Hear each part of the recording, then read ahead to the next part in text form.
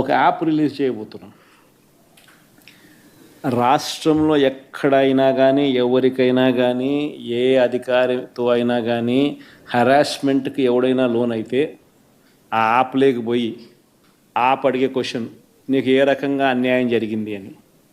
ఫలాని అధికారి నన్ను ఫలాని రకంగా, ఫలాని వాడి ఇన్ఫ్లుయెన్స్లో నన్ను అన్యాయంగా, నా మీద కేసు పెట్టి నన్ను చిత్రహింస పెట్టినాడు అని చెప్పి ఎవడైనా కూడా యాప్ ద్వారా ఆ అధికారి పేరు దగ్గర నుంచి ఆయనకు జరిగిన ఏ పరిస్థితుల్లో ఆయన ఏ రకంగా ఇబ్బంది పడ్డాడు అనేది ఆయన చెప్పచ్చు.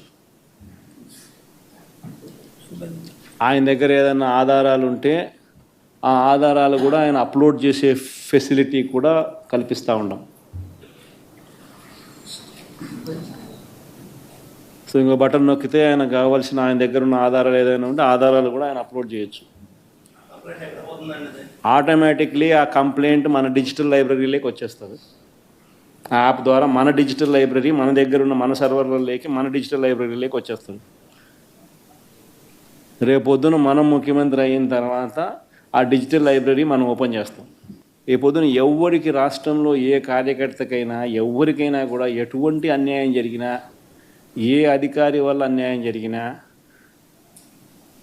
వాళ్ళ పేరు, ఏ రకంగా అన్యాయం చేసినాడు, ఎవరి ప్రోద్బలంతో అన్యాయం చేసినాడు, ప్లస్ నెక్స్ట్ బటన్, మీ దగ్గర ఏమైనా సాక్ష్యాలు ఏమైనా ఉంటే ఏమైనా అప్లోడ్ చేయాలనుకుంటే చేయండి.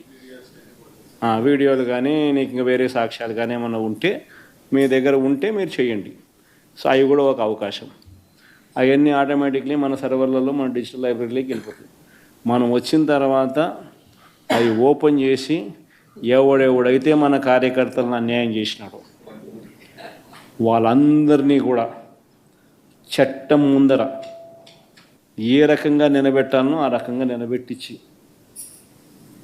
అందరినీ కూడా సినిమా చూపించే కార్యక్రమం మాత్రం జరుగుతుంది. వాళ్ళు చేసినవన్నీ కూడా వడ్డీతో సహా ఏదైతే నువ్వు ఎత్తుతున్నావో అదే పండుతుంది. ఎక్కడో కూడా మనం అన్యాయం చేయడం లేదు. ఏదైతే మీరు ఎత్తినారో అదే రేపొద్దున పండుతుంది. చక్కెర వడ్డీతో సహా చెల్లించే పరిస్థితి వస్తుంది.